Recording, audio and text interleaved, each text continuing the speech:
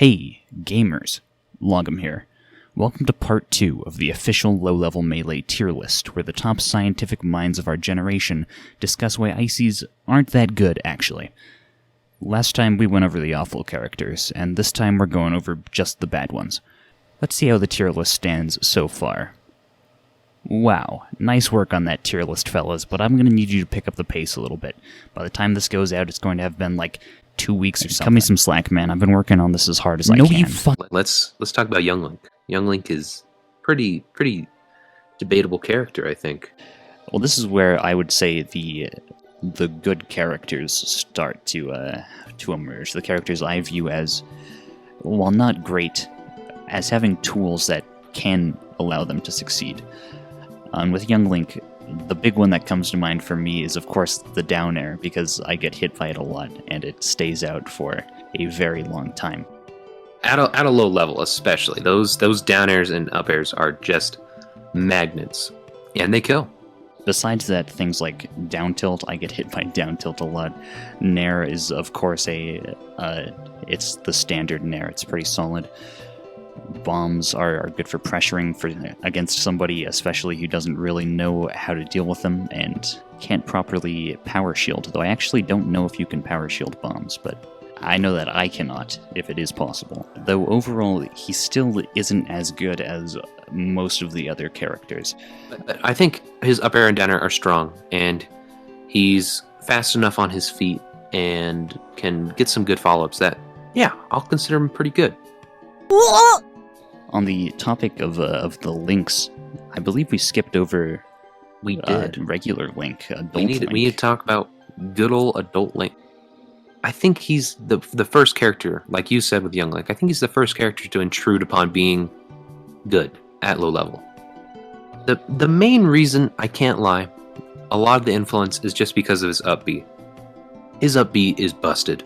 It sends at the most disgusting angle on stage and will sometimes not only just kill, but just to send them at an angle where they can't recover. And the other thing to consider is he's a sword character. He has a sword, and you're gonna get hit by it. His grab is not very good, and I want to use it a lot as Link. I'm not sure why, but his projectiles create a nice wall, especially the bombs.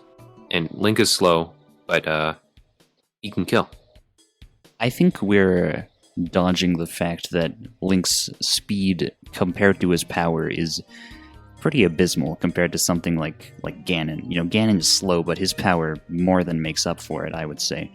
Link is just kind of slow, and he's super slow. He has good moves, but not as good as you would expect from a character as slow as him. But that up B, though. That up B is very powerful. However, I don't think it's necessarily as good as, for example, Ness back air, just because of how consistently you can hit Ness back air compared to Link up B. Now, it's not hard to hit Link up B, but it's not like an absolute bread and butter thing. I think this is the compromise. We think Mario is better than Ness. We both agree on that. Yeah. But I think Link is better than Mario, and you think Link is worse than Mario. Should we put Link between Ness and Mario? You know, I can agree with that. Let's talk about Yoshi real quick. You got him about Yoshi. I got him pretty low. Wait. Wait a minute. I disagree. I disagree with my Yoshi placement. I was playing him earlier today, and he just takes stocks. His Nair is nice. It's the standard sex kick. Everyone knows and loves it. His forward smash, also known as the noggin floggin, is great. It kills. Down smash, wonderful. Down tilt, probably busted. In the busted region. Honestly. Yeah. Plus the double jump canceling. The double jump canceling really helps with some I was comboing. I mean, you were playing DK, but I was just comboing you. There's nothing you could do. Hey, quick editor's note. Why the heck were we playing DK Yoshi? And they were, well, from my experience of playing Yoshi, a lot of his combos are pretty darn intuitive. His moves just flow into each other well enough. You know, not as well as some of the higher characters, but well enough that I think you can find some success with Yoshi, even at a low level, even without his platform movement that really helps him at top level. Of course, he does have some weaknesses. Recovery is a big one. Of course, one of the most notable things about his character is that he doesn't really have an up B that you would expect. He doesn't have a recovery up B. So you have to be smart about jumps. Yeah, but another thing to note is that Yoshi he's pretty heavy. More heavy than I would really expect. Typically, he will die because he gets sent too far to the point he can't recover, not because he gets sent into the blast zone. And, that's pretty good. That's an understated pro to the character. I would be happy with putting him in mid-tier, but definitely on the lower end of mid-tier. I would agree. I think we're getting a little ahead of ourselves here, but I think what I would do is move Game & Watch up and move Yoshi and Ices down. Game & Watch. I think Game & Watch is really good, and it's kind of controversial, but I play him a lot. I considered maining him. I've got a friend who plays him, pretty frequently, and I think he's got a lot going on. He's got a pretty dang good grab game. It's not the most intuitive, but you can down throw into 9 really easily. His forward air, the credit card, is great. Back air hits decently consistently. Up air, don't use it. Shut up. Down air is, it's fine for what it is, and landing with it, you will catch people off guard. You really will. The big thing though is his nair. His nair is busted. It is just massive, and it will just kill. It's good. It's big. Okay, now tell me about his weaknesses. All right, yeah. Weaknesses. He's light. I don't think I need to convince anybody of this. He is incredibly light, and I distinctly remember playing a lot of Falco versus Game & Watch games, unfortunately. And I would just F-smash out of nowhere, and that Game & Watch would just be gone.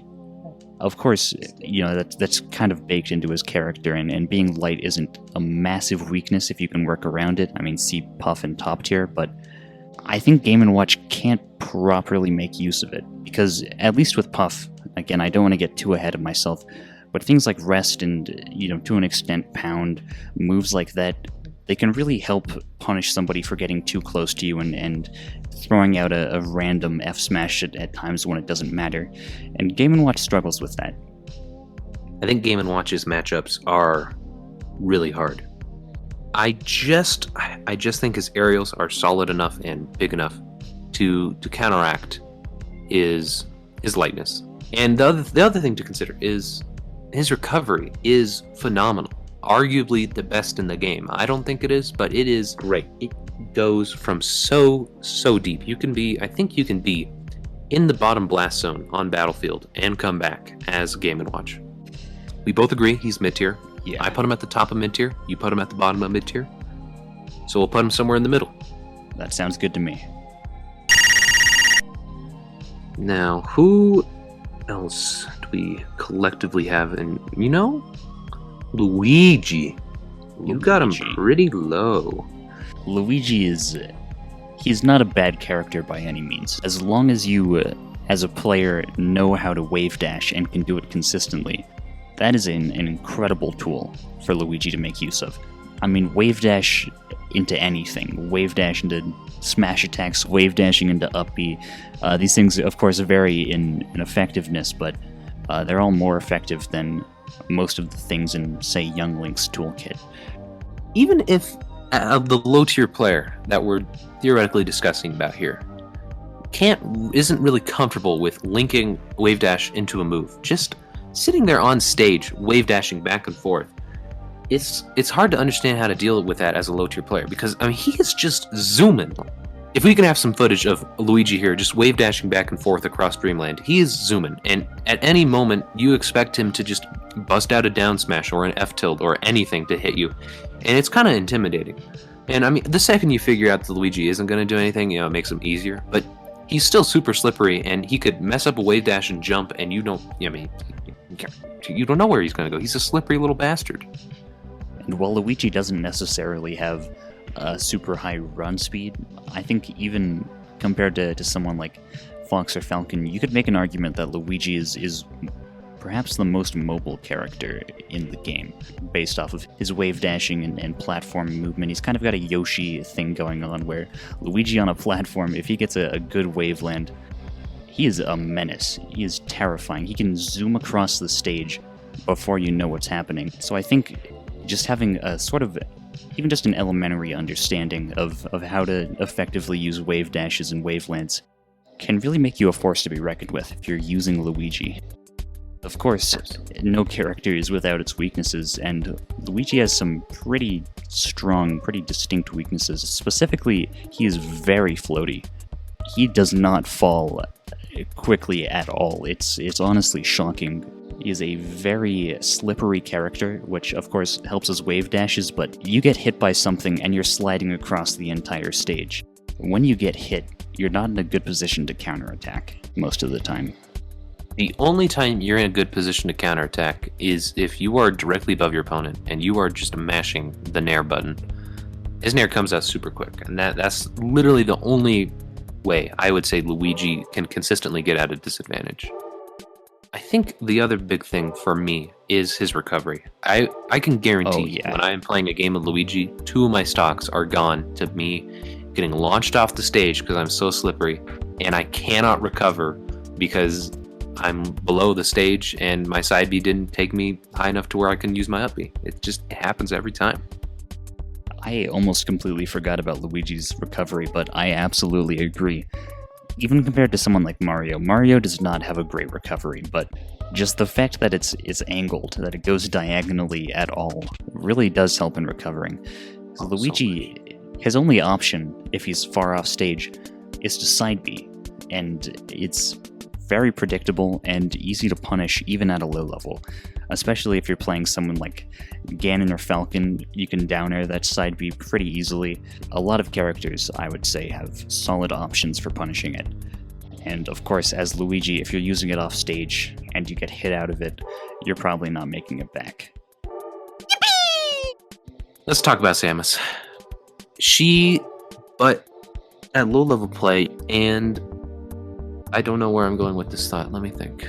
Tell you what. Tell me about Samus. Why she's so high? Crouch cancel. Oh! Speaking of characters below Game & Watch, though, there is one more that we disagree on pretty severely, that being Sheik.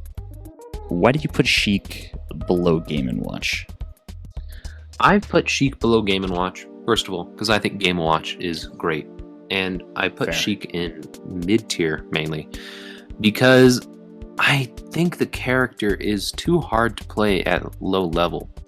The results that you get for the amount of effort you try and put in are just not that good. Like, at a low level, the only way you're really gonna get kills and percent is just spamming her super fast aerials and hitting her, nice, strong up smash and forward smash, and pretty quick down smash. Other than that, I think Sheik is not very friendly to low level players. I must say, on second thought, Sheik is probably a little too high on my list, but the single move that got her to that position on mine is forward air. And I must admit, I do not play a lot of Sheik at all. She's got to be one of my least played characters. But when I do, every time I hit a forward air, it just feels busted. For context, her forward air is literally the size of Fox. So yeah, I think a low-level Sheik main probably would figure out spamming forward air is pretty dang good. Does that put her in high tier though? I'm not sure. Maybe low, she is the high. worst. Yeah, maybe I'd be okay with saying she's the worst in high tier. You got to talk about Ganon. Now, at low level play, I think this guy is really good. He just hits so hard. I mean, you've played by Ganon on Yoshi's. You know that forward air just kills. Also, that up smash when you get the awful angle, that is miserable. Busted hitbox on that is It's beautiful. I love you, Ganon. I love you. Ganon is good. Of course, some of his biggest weaknesses are that he's just slow, but compared to a character like Link and especially Bowser, he can do a lot more with his slow moves than they can. I mean, his moves hit very hard, and especially on stages like Yoshi's story, you're going to be taking stocks very early. However, I think the fact that he's so slow and also so heavy, and he's not as easy to combo as someone like DK or Bowser, but against a character like Falco or Marth, Ganon really doesn't stand much of a chance. Jab comes out nice and fast and is a really great get-off-me tool. But if you're not fishing for aerials and just using jab when you're on the ground, then everything else is just... I mean, he's slow. If you miss an L cancel, which at low-level play you will miss, even a low-level player is going to be able to punish you. Like, he just has such end lag, especially on his smash attacks. Like, oh my god, if a smash attack misses, you are just out of there. So, I don't know. I think he's either the best of mid-tier or the worst of high-tier. Which one do we think makes more sense? I think the worst of high-tier might be the best position for him. Because, well, you probably put him a little high, not, like, super high. I mean, Ganon is a force to be reckoned with in most matchups. Let's talk about Dr. Mario. I play a lot of Doc. I love Dr. Mario. Why do I play a lot of Doc? Why do I win against you as Doc? Tell me. Well, a couple of reasons. Two big ones that come to mind are F smash and forward air, but getting a little less laser focused on the moves that kill me very often. Doc, while not as slippery as Luigi, he's a pretty mobile character compared to a lot of the other ones we've looked at. Just wave dashing around, wave landing, that kind of thing, or just, dash dancing around. He can move pretty fast, and he can move pretty effectively and get things off of his movement. Of course, he's a plumber. I don't think we touched on this very much with Mario, and probably not with Luigi, but their grabs are pretty good combo starters, and Doc can combo pretty hard. Things like up air, neutral air, and down air, and frankly all of his aerials are just pretty solid. Not necessarily great, but definitely usable, no question about that. Very, very intuitive to use as well. Absolutely. Every single move, you see that move come out, you get how and why you would use it, and then you can use it. Like, that's the difference between him and Mario. When you use a Dr. Mario aerial, it's probably gonna work. I don't know why, it just does. Doc he's pretty good. He's got solid aerials, he can push his advantage really easily and intuitively. His recovery kind of sucks. I don't know, he doesn't have a complete moveset of just absolutely amazing moves like our characters above him. So I think definite high tier, not in top tier, but a really solid character. Yeah, so he middle has high tier. Enough options, and I should say options that are easy enough to pull off at low level that he's a clear high tier in my opinion. Whoa! I think we should get what I anticipate is going to be one of the hardest to talk about out of the way. Peach. Oh, Peach. We've got a friend. This man plays Peach. We've only played against him a couple times, but he plays Peach optimally. And that is some of the hardest melee I've ever played. If I didn't go Ganon, I would not win against him. His crouch cancel down smashing and just sitting there and using Peach's incredible aerials is so intuitive. This man doesn't play melee at all. Now granted, he is probably a genius, but he just sat there and it was just I mean, you played him too. It was awful. I hated it. It was so hard. A terrible time. This character has so much potential to just be good at no effort. Now, on this tier list, we're assuming people are playing middle of the line. They're not playing like Evan, but they're also not playing like a complete idiot and just going for stupid things. And I think that still puts Peach really high, because I still think that includes crouch cancel down smash. Whether or not you are fishing for it, it makes sense. Her down smash is crazy, and her aerials are strong, especially Nair. Nair kills a lot. Honestly, I don't have very much to add to Peach. Peach is another one of those characters that I rarely ever touch. you know, I put them a little lower in high tier. I think they should probably be moved up a little bit based on how things have been shifting around. Whoa. A guest appearance from the longum from the editing process. Thank you for watching part 2 of 3 of the Melee low-level tier list, and I just wanted to thank you guys for deciding to spend some time and watch this video. Hey, what's up, you guys? Thanks so much for watching the video. This was a real pleasure to do with my best friend Logan over here. It was just a jolly good time. Thanks so much for it. If you liked the video, be sure to hit that subscribe button, and if you hated the video, be sure to leave a like, because it's ironic. Am I right, guys? Ironic humor is the best humor. Thanks for watching again so much. It was such a blast being here with you guys. It was wonderful, good time. Thanks so much for having me on here, Logan. It was a real pleasure. You put Ganon too, though. That's okay. I'll forgive you.